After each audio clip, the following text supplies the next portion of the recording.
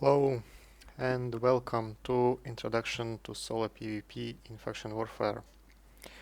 I made this class because solo PvP can be a bit intimidating for new players, but actually main game mechanics are pretty simple, and I think I will be able to cover them within an hour, and hopefully will be more confident in your solo PvP in Faction Warfare. Today we will cover a couple of topics. I will talk about main faction warfare game mechanics. I will only cover game mechanics that are relevant for PvP.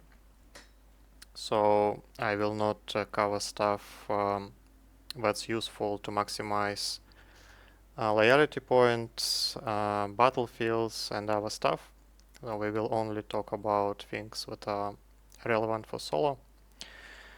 When I will explain how to assess engagements, this is a very useful technique that hopefully will make you more knowledgeable and more confident when you engage in solo fights in frigates and destroyers especially. When we will talk about how to find solo PvP, what are the tools provided by the game to find the more active systems, and what ships should you use to be more successful in solo PvP. And we will wrap this class up with a summary and Q&A.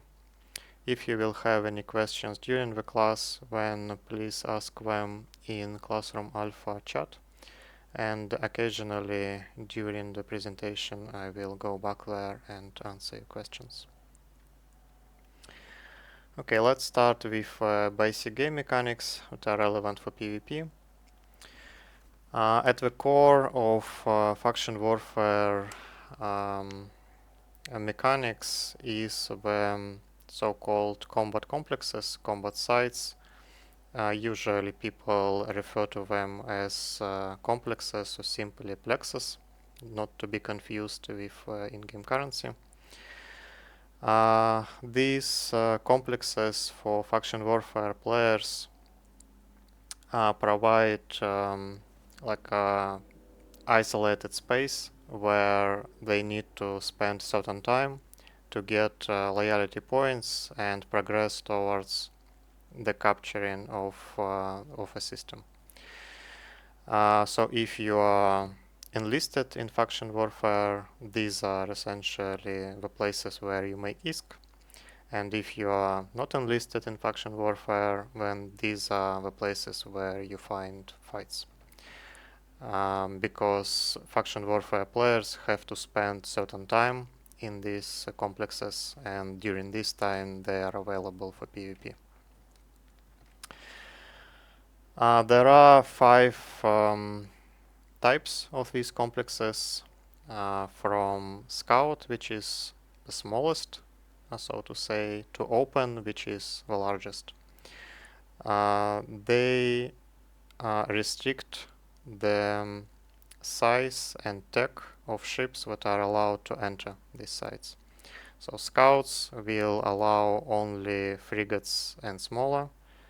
Small complexes will allow to enter only destroyers and smaller, and so on. And there are 2 types of each of these complexes. One is called Navy, short for NVY, and the other is called Advanced, short for ADV. And you will see in the probe scanner window both the size of a complex, so this one is the medium, and the tech type that is allowed to enter, so either NVY or ADV. There is also a number at the end of each complex, but this is just a payout for the faction warfare players. So if it's 1, then only 1 player will be given the full payout, and if it's 5, then 5 players will be given a full payout. There are, as usual, a bunch of exceptions and a bit weird mechanics. For example, large complexes allow battleships, not battle cruisers and above, which is a bit weird because technically you go from frigates to destroyers to cruisers to battle cruisers, but largest do not follow this logic. The open complex is not gated at all, so literally any ship up to the Titan can run this complex and warp to the site. And there are a couple of so-called borderline cases. For example, tech-free ships can only enter advanced complexes one size larger than like their size. So for example, tech-free destroyers can only enter medium advanced and above, and tech-free cruisers can only enter large advanced and above. And we also have some ship classes that are not really pirate, like Sisters of Eve and Society of Conscious Thought. But in faction warfare, they also considered the pirate class. So they will have access only to advanced complexes. They will not be able to enter navy complexes. Okay, so when you enter a faction warfare system, typically you will see, like shown on the screenshot, a bunch of complexes in the system. When someone warps to the complex for the first time, it also appears on the overview. So you can see which complexes are, so to say, opened and have potential to have any players inside them. So if a complex is open, you can simply warp to it from the overview. And you can pretty easily see if any ships are inside the complex with targeted discon, with a 5-degree angle discon, or you can simply warp to the complex, land on the gate, and then check with a very short discon if there is anyone inside. The discon is a bit of a separate topic. I encourage you to attend one of the discon classes in EVE Uni. They are held reasonably regularly, and learn all the details there. Here I will just mention that the discon is useful to see ships in active complexes. You also should know about pirate faction warfare. This is so-called insurgencies, relatively recent addition to the game. There are really only two differences that you need to be aware of in terms of solo PvP. The first one is that all complexes are advanced, so they will allow any ship within a specified size. And the second feature is that once the system reaches stage 5 corruption, it will essentially turn into a nullsec with bubbles, bombs allowed, and so on. If you participate in faction warfare activity as a neutral player, that is, you are not enlisted in faction warfare, it is fine. You still can enter all the complexes and engage faction warfare participants, but there are a couple of penalties. Firstly, you will get a suspect flag when you activate the acceleration gate, and as usual in low sec, you will get standings and security status penalties for aggression against neutrals, and pretty much any faction warfare player will be neutral to you unless they are criminals.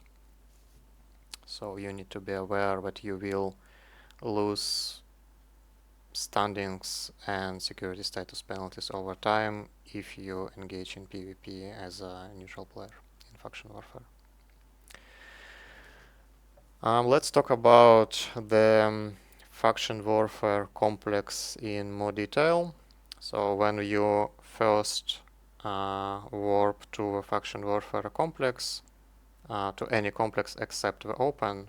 In general, I will mean by the complex, the gated complex in the future, because these are by far the most common in faction warfare. So when you warp to the complex, you will land on the acceleration gate.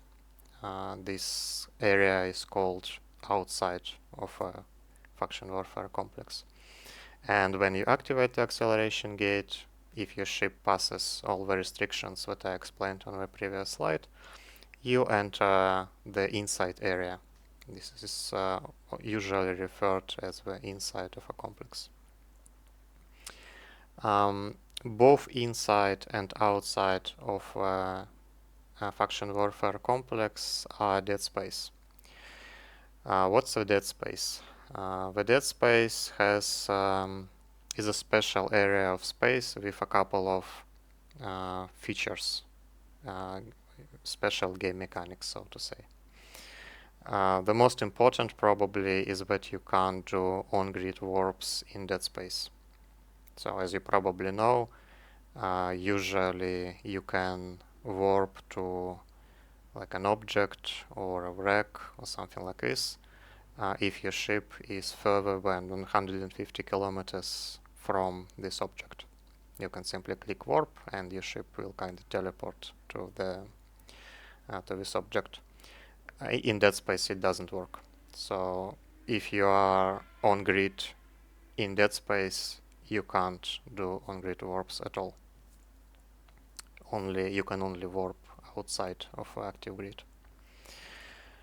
Similarly, if you try to warp to a ship, to a combat scan result, to a bookmark that is either inside or outside the Deadspace area, then you will warp to the outside acceleration gate at a specified distance. So let's say you have a combat scan on a ship that is inside a gated complex, and you initiate warp at 0 to this combat scan result. You will not land inside the complex on a ship.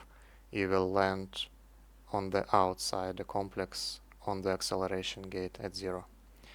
And any warp to Deadspace works like this.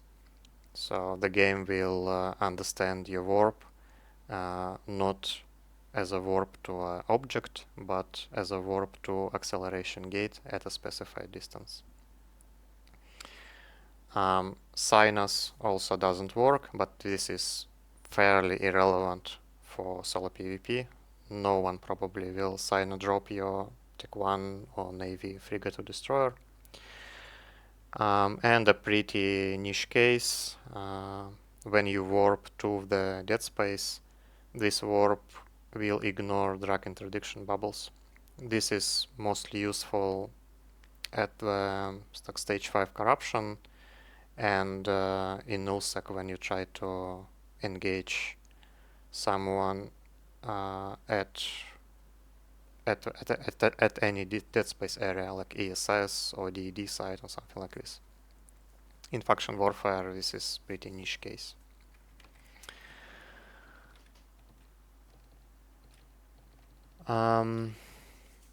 So a couple of restrictions that you also should be aware of. The activation radius for the acceleration gate outside of a complex is 100 kilometers. So you cannot activate acceleration gate once you are past the 100 kilometers distance between you and the acceleration gate. And inside the complex you have a 30 kilometers capture area. This is the radius where faction warfare players must be in to run a timer and eventually so-called capture the complex. So typically you can expect that any ship inside a complex is typically within 30 kilometers from the warping beacon. The cloaking is disabled in the capture area so it's within 30 kilometers of a capture point. but it's enabled outside of this radius, and it's also enabled outside of a complex. And when you activate the gate, you will always land on the warping beacon. The warping beacon is not the same as a capture point. It's usually located like about 10 kilometers away from the capture point for some weird reason, but that's the way it works.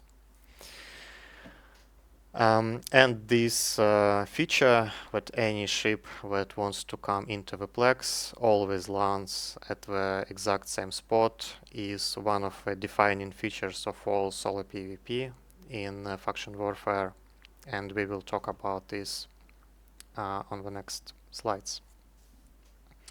So once you're familiar with how faction warfare works, let's talk about how these game mechanics affect solo PvP. So as I mentioned, any ship that wants to enter the complex will always land at the warping beacon within like 2 to 4 kilometers, I think, is the like a margin. And any ship that is inside the complex can choose the initial engagement range. So if you are in a ship that likes to kite, you are very fast, you have a long point, you have long range weapons, when of course you do not want to sit right here, you will fly around at like 15, 20, even further kilometers away from the beacon. And this way, the ship that is inside the plex has so-called positional advantage. So the ship inside the plex can choose where they want to start a fight. And the ship that is outside is at positional disadvantage because it will always land at the same area, and the initial engagement range can be very unfavorable. For example, you are in some kind of a blaster ship like a Merlin, and you want to be very close to your target to apply damage properly. But if you are out of position, you land at 0 on the warping beacon, but your opponent can be like 13 kilometers away, and you will need to burn these 13 kilometers to apply your damage properly. And here comes the second idea, the second important idea for solo PvP, called range control. So let's say you engage at the unfavorable distance, so you're at 0 and your opponent like somewhere here, and you have like 10 kilometers between you, and you would like to fight at like 1 kilometer. So the next question is, can you actually close this distance to apply damage properly? And if you have range control, it's often called simply control, then you can, over time, close the distance and start applying damage. And if your opponent has control, then the initial engagement range usually will not change during the fight. And this is crucial for frigate and destroyer PvP because small weapons have very tiny ranges where they deal the most damage. We will see this concept on the next slide. For now, I will just introduce this vocabulary and why it's important when you think about solo PvP. The range control is established typically with webs and scrums, but it also can be affected by the base speed of a ship. So ships like Minmatar and Angel ships, they typically have a bit more control because their natural base speed is a bit higher. And sometimes you will also see people using electronic warfare, like jamming drones or newts that will disable your webs, scrums, propulsion modules and give control to your opponent this way. And you can play around these positional advantage and range control concepts either with active PvP style or passive PvP style. So passive PvP style is when you just sit in complexes. This is called plexing. It can be offensive plexing or defensive plexing. Offensive means that you close complexes that belong to the enemy militia, and defensive plexus means that you close complexes that belong to your militia. There are a couple of advantages. You always have positional advantage at the start of a fight because you are inside the plex and you can choose the initial engagement range. And you also get something for your time. Like if someone comes, when you get PvP, and if no one comes, then you get loyalty points. That's assuming that you are enlisted in faction warfare. The problem with a passive style is that you only get fights that others want to take, which is clear because you just sit in a plex and other people check that you are inside the plex, and when they think, do I want to engage or not?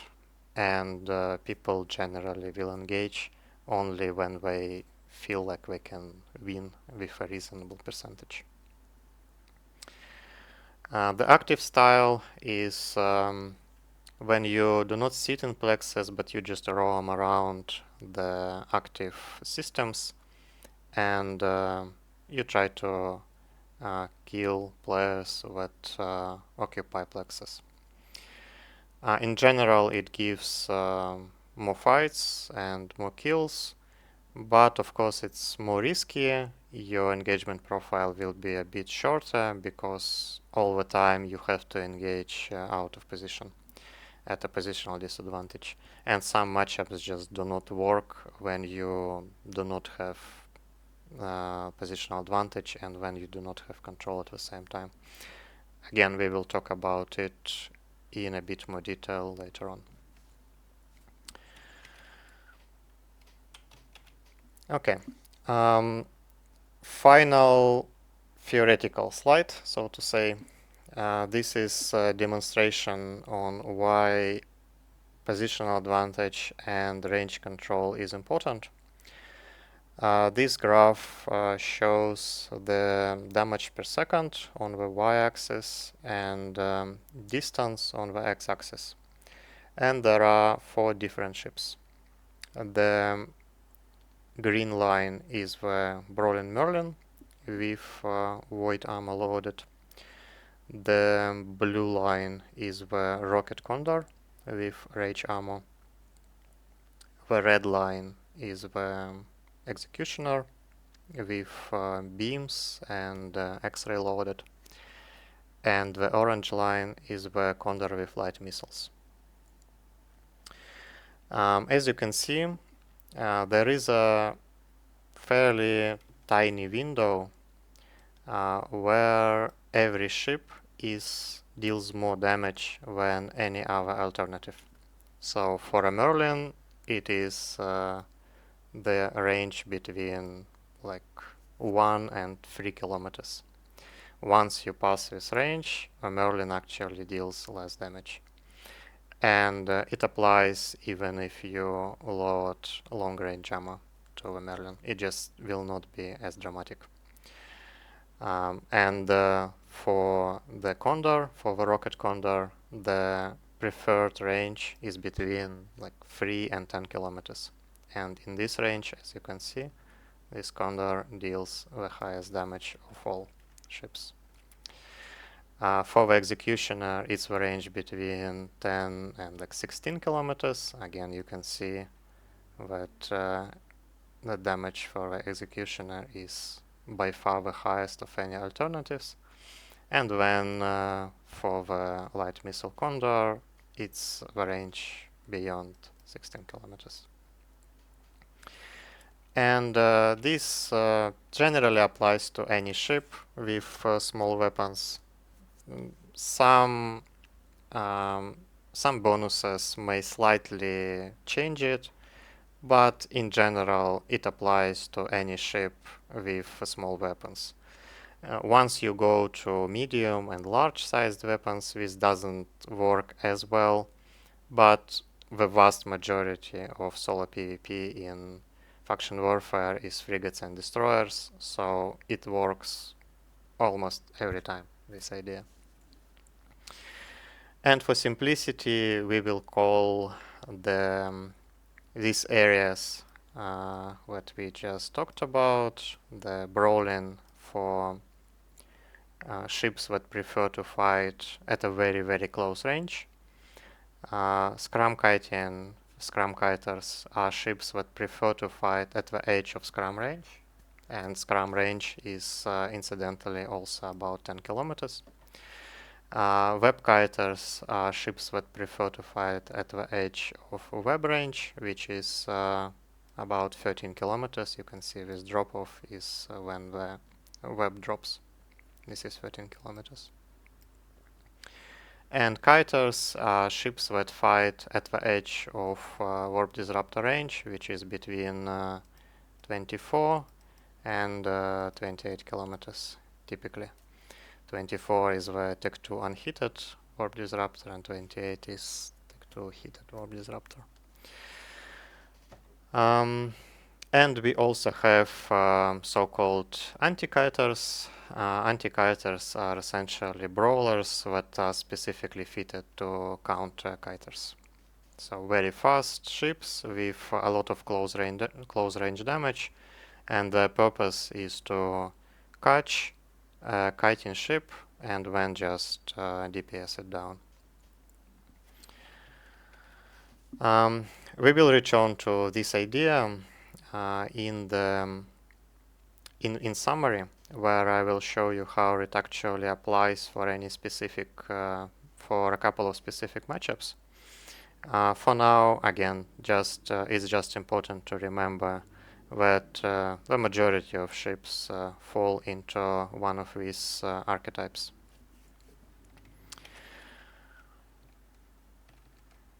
Let's quickly talk about how to find PvP.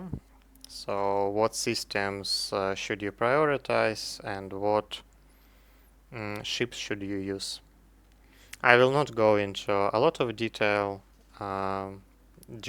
Is just a very quick overview of how to find PvP, basically. So first, let's talk about where to go. The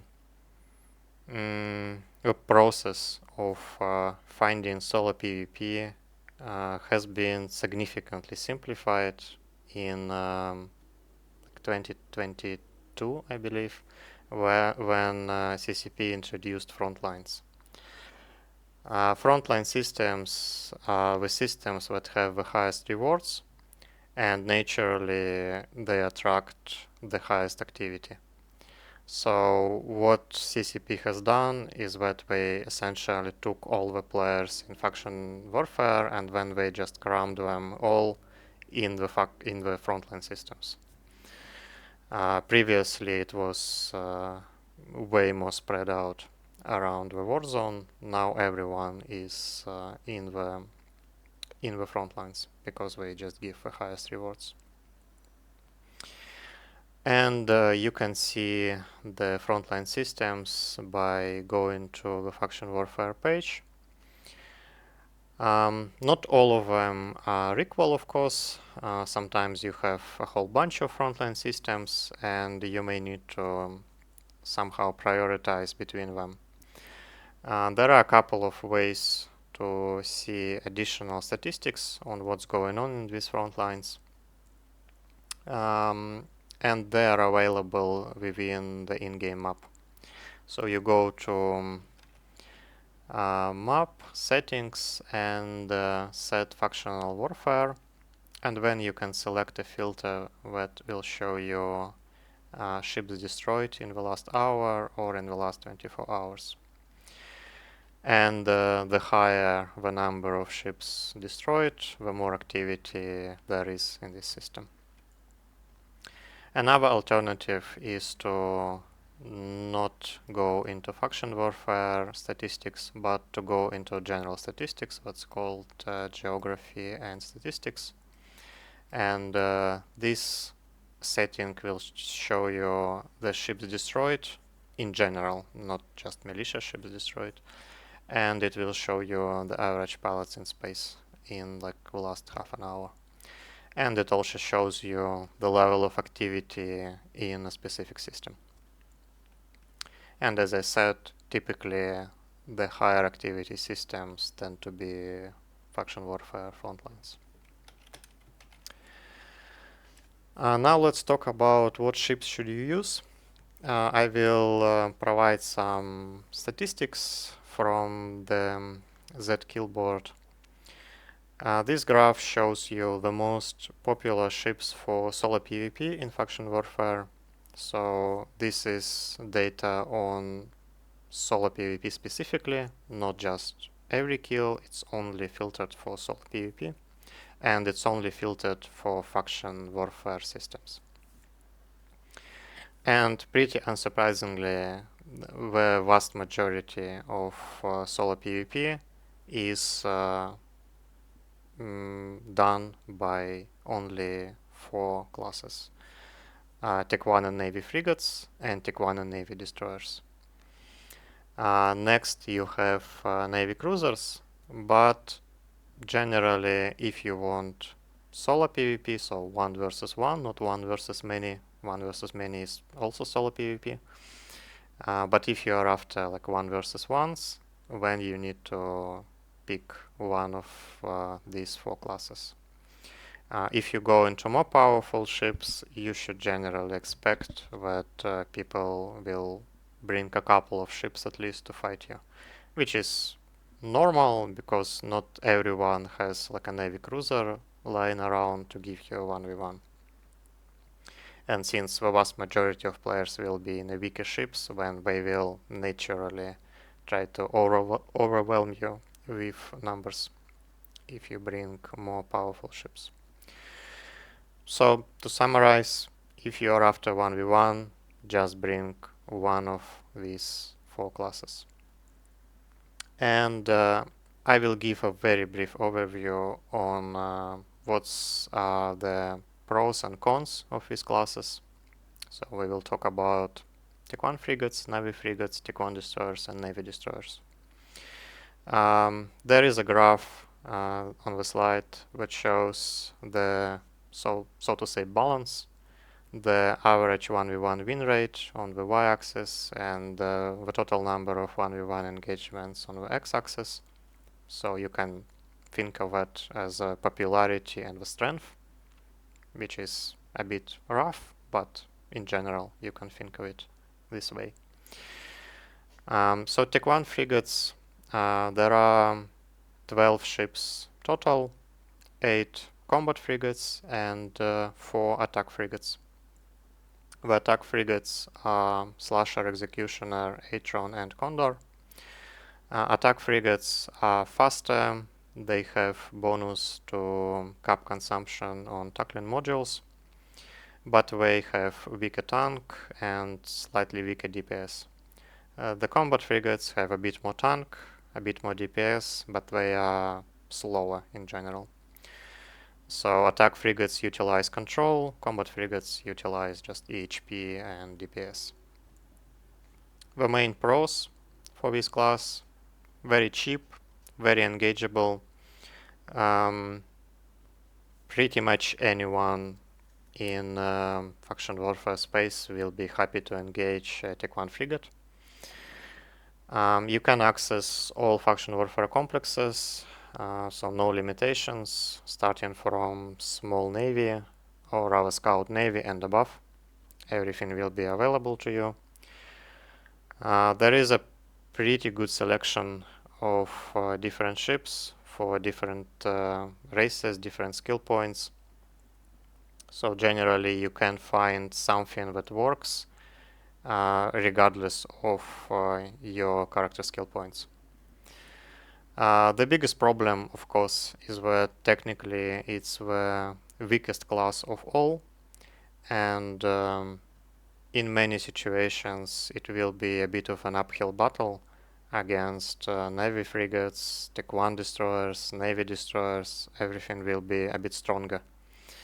So you either have to accept lower win rates, sometimes you will just lose because the other ship is stronger and there is really nothing you can do about it, or you need to think a bit out of the box and fit your ships in a ways that counter most popular Navy frigates or Navy destroyers, which is possible with Tech 1 frigates.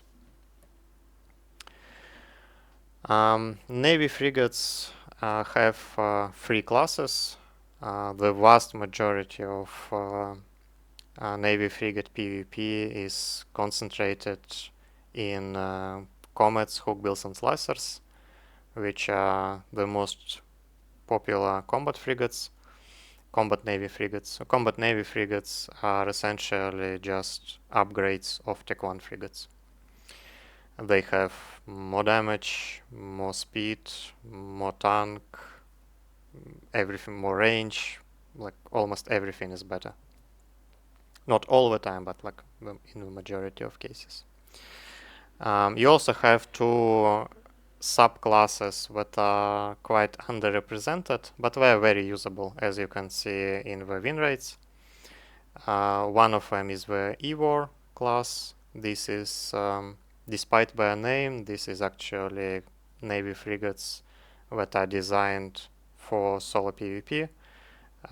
They have a very weird Evor bonuses that make them only suitable for solo PvP really. These are Navy Vigil, Navy Griffin, Navy Crucifier, and Navy Malus. And the most recent addition is the Exploration Navy frigates. These are actually were made as a stepping stone between Tech 1 exploration frigates and Tech 2 cover tops. But again, they are very usable for solo PvP as well. These are Prop Fleet, Imicus Navy, Heron Navy, and Magnate Navy. What are the pros and cons of this class in general? They have very good balance between cost and efficiency. You can fit one Navy frigate for about 30 million, maybe a bit less even.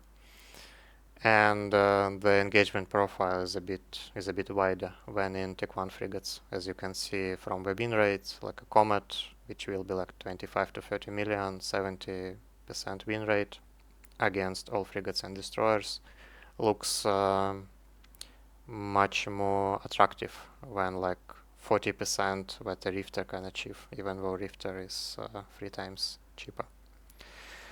The same as with Tech 1 frigates, they can access all faction warfare complexes. So again, the highest probability to find something in faction warfare for solo. They have a whole bunch of reasonably strong but quite unpopular ships like Evor and Exploration frigates. Many of them are very respectable, and people, since they never really see them on discount, they don't know how to react. And if you like to go out of a box, there are a bunch of opportunities here. Once you go past the popular stuff, which is essentially 3 or 4 ships, there are a lot of opportunities to theory craft something. The biggest problem probably with the Navy frigates is that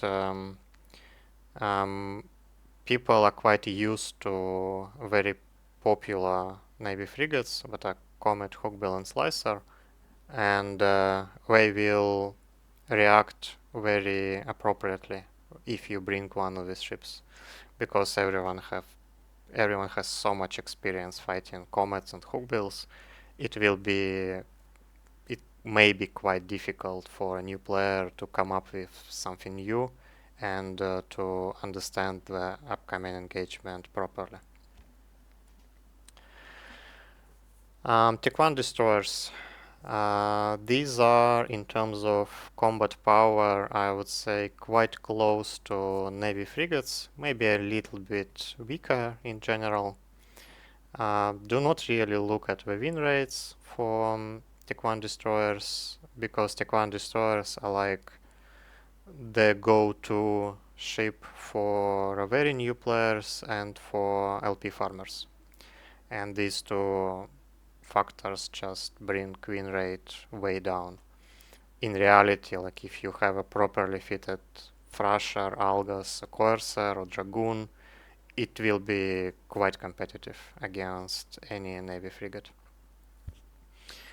The biggest advantage of Tech 1 destroyers is that they provide a lot of DPS, and they do not require like good navigation skills and good mobility. So they do not rely on control, they just rely on raw DPS. And it makes them very easy to use.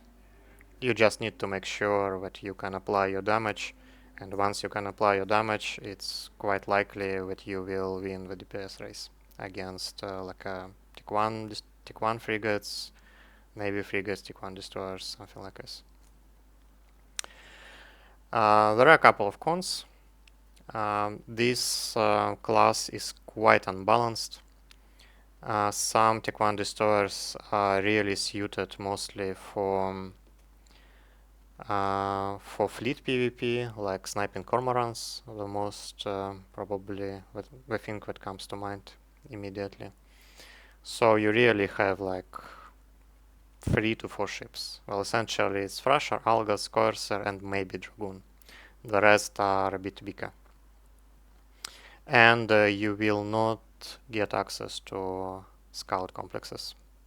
So when one of the potential targets just hides in the scout, there is nothing you can do. Your ship cannot enter scout complexes. And probably the largest problem, which appeared after CCP introduced Navy destroyers, is that Navy destroyers are just so much better than Tech 1 destroyers that people just don't really use Tech 1 destroyers at all. Like, you will constantly fight against Navy destroyers once you sit in small complexes because you can't hide from the Navy destroyer in Scout. And Tech 1 destroyers just can't fight Navy destroyers at all. Like, you can fight Navy frigate in a Tech 1 frigate, but you can't fight Navy destroyer in a Tech 1 destroyer. It just doesn't work. So your engagement profile will be kind of limited. And as a demonstration, this is the engagement map for Navy destroyers. As you can see, Navy Catalysts 85% win rate compared to like most of Tech 1 destroyers around like 30%. These ships are amazing, the strongest ships available, at least for Navy complexes. There are a couple of choices for advanced complexes that are even stronger, but for like with general use for Navy complexes, these are pretty much the best for small and for small and scout complexes.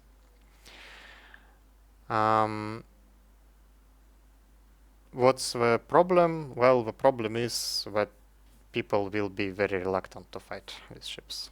It's just really tough to like kill a Navy destroyer in Tech 1 frigate, Navy frigate, or Tech 1 destroyer. You need to bring pretty much a hard counter to deal with them. And they're relatively expensive if you fit them properly.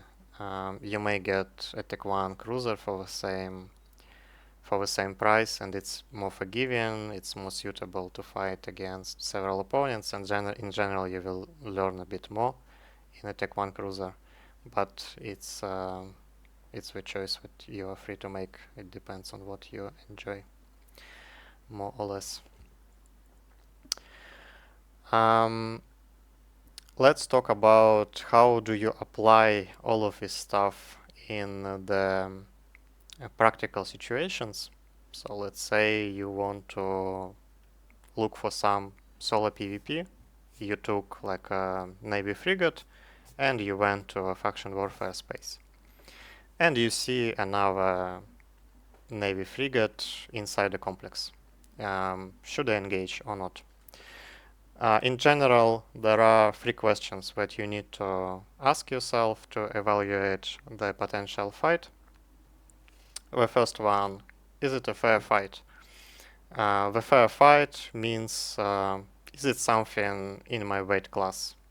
So if I'm in a Navy frigate, then Navy frigates are fair fights, Tick 1 destroyers, probably fair fights as well. Tick 1 frigates, not fair for them, but for us it works. And Navy destroyers are not fair for us, they are in a different weight class, so to say. The second question, does the initial engagement range suit my ship? So if I'm in a brawler and I'm out of position and what my opponent is going to do. If my opponent is a brawler as well, then it's fine for me. The initial engagement range will be somewhere close. If it's a Scrum Kiter or Kiter, the initial engagement range will not suit my ship. If I'm in position inside the complex, then the initial engagement range will always suit my ship because I'm free to choose whatever engagement range I like. And the third question is who has range control? So once the fight starts, who will be able to dictate the engagement range? And there is a very simple rule of 3 lemons. You answer each of these questions yes or no, and every time you answer no, you put a lemon in your basket. And if it's a 0 lemons, it's usually an easy fight. If it's a 1 lemon, it's okay. It's pretty fair. If it's 2 lemons, it's difficult. And if you're not experienced, probably you should avoid it. And if it's 3 lemons, then you always avoid it. A couple of practical examples. Let's say we are in the rocket hookbill and we sit inside the complex. And the blaster comet appears on scan on the acceleration gate outside. Let's assess the engagement. Is it a fair fight? Yes, because it's 2 Navy frigates. Will initial engagement range suit my ship? Yes, because we are inside the complex, we will start the fight at usually it's about 10 kilometers for rocket hookbill against blaster comet. And for blaster comet, it's not good because blaster comets do not want to fight at 10 kilometers, they want to fight very close because they will apply the highest damage up close. And who has range control? Hookbill has range control because Hookbill has 2 webs in a typical fit and Comet has only 1 web. So what's going to happen if a Comet will warp into us? We will engage at 10 kilometers. The fight will stay at 10 kilometers because we have control, and we will kill the Comet because the actual applied damage at 10 kilometers for Comet is very small, even with null armor. So should we engage? Yes. Blaster Comets generally do not engage out of position against rocket hookbills for these exact reasons, unless we have something weird in the fit, like double webs without tackle, or like snakes, or overdrive, or anything like this. But typically, it's a fight that a hookbill wants to take and the Comet does not want to take. Second example, same 2 ships. Now it's Comet inside the plex. So the Comet is in position and the hookbill is outside the plex, out of position. Let's say we are the hookbill again. Let's assess the engagement. Is it a fair fight? Yes. Will the initial engagement range suit my ship? For hookbill, no, because Blaster Comet will start at 0 and Hookbill does not want to fight a Blaster Comet at 0, obviously it's unwinnable. Blaster Comet at 0 will always have much higher DPS than a Hookbill, and their tanks are comparable at best, and at worst, Comet actually has more tank. But who has the control? Hookbill still has the control because Hookbill has 2 webs against only 1 web on a Comet. So should we engage? Yes, for both ships here. This is what we can call a fair fight. So initially Hookbill will take a lot of damage because the fight will start at the optimal for a Blaster Comet. But over time Hookbill will be able to pull range to the scrum range because Hookbill has the control. And after that it really comes down to like skill points, piloting, etc, etc. But generally it's a pretty reasonable engagement for both. And third example, again Rocket Hookbill. For simplicity I just use the same feat over and over again. And now we have a rail comet. Let's say we are again inside the plex in a Rocket Hookbill. Let's assess the engagement. Is it a fair fight? Yes. Navy Frigate against Navy Frigate works fine. Will initial engagement range suit my ship? For Hookbill, yes. Again, we don't know if it's a rail comet or a blaster comet because it's outside the complex. So we just pick a range that works the best for our ship, which is about like a scrum range, 10 kilometers, something like this. For rail comet it works as well. The optimal for the rails on a comet is about 9 kilometers with antimatter. So perfectly fine range. It's essentially a scrum kiter against a scrum kiter. Works for both. And who has the control? Again, Hookbill always has control in Hookbill against Comet matchup because Hookbill has more medium slots and typically can fit 2 webs, while the Comet can only fit 1 web. So should we engage? Yes, for both ships actually. The only problem here for the Comet is that Comet will be committed to a fight, so Comet cannot leave, but Hookbill can. Since you already fight at the scrum range and you have control, if the DPS race is not going your way, you can generally align out somewhere and just leave, and the ship without control cannot stop you from doing that. So this is like the basic approach to think about the upcoming engagements. It works reasonably well.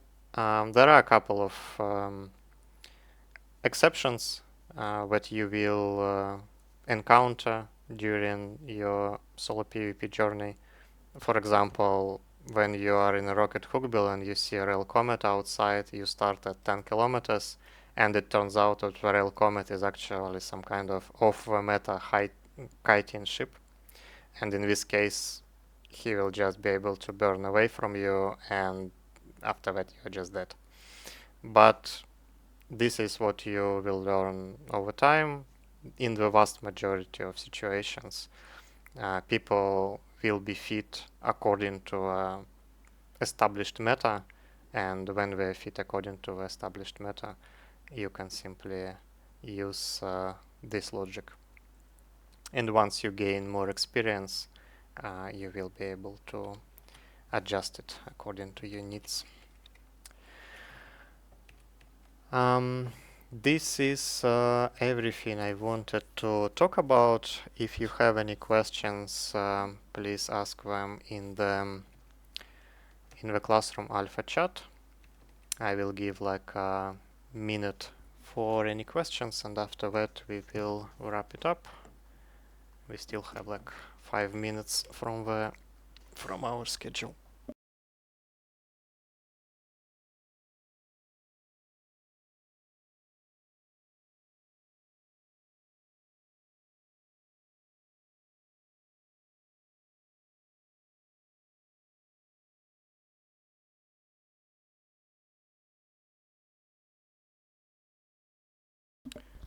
Is the frigate yearbook still available? Yes. The 2023, I think you only need to register on the Patreon and you can download it. And there are a bunch of, I think, sources where you can just download it directly. I think even in EVE Uni Faction Warfare channel, it's pinned to a channel. 2024 is almost done as well. It will be, well, not will be, but should be released around October, I think. I still have a couple of things that I need to do, but it's pretty close to completion. And it also will be available to everyone, like the previous one. Only the work in progress is like paywalled, but the yearbook itself will be free to everyone. Is there a thing that frigates aren't meant to engage no matter what? Like if a frigate sees the danger through a discount beforehand? Well, it's difficult to give like a definite answer because it really depends on the frigate feed. Of course, there are some ship types that are more difficult to engage in a frigate. For example, like rapid lights, which are essentially the anti-frigate weapon system on a cruiser. They are very difficult to deal with for frigates, even after the nerf. So you probably shouldn't fight like Navy Ospreys or Ortruses or something like this.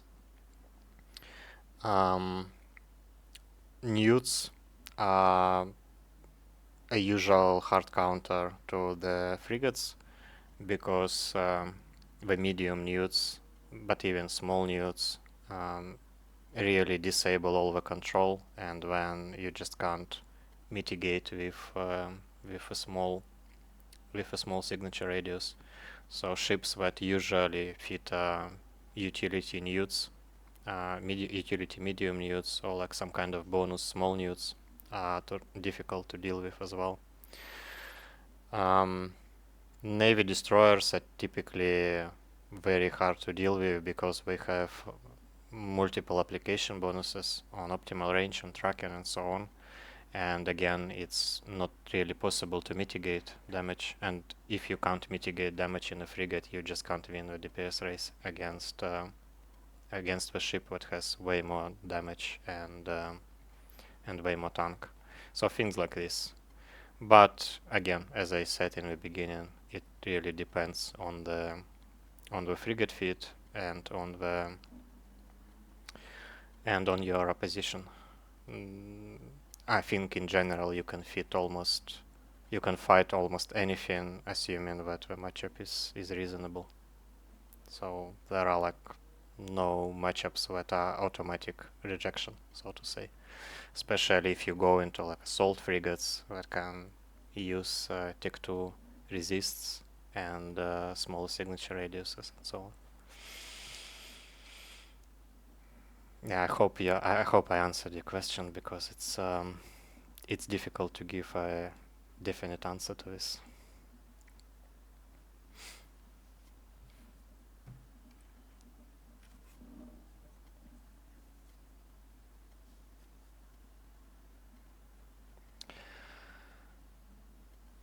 All right. Thanks a lot for coming. I think I will share the recording. I hope it recorded fine. For those who want to rewatch something, and I will share the slides as well. Thanks a lot. Hope to see you in my future classes. Cheers. Bye bye.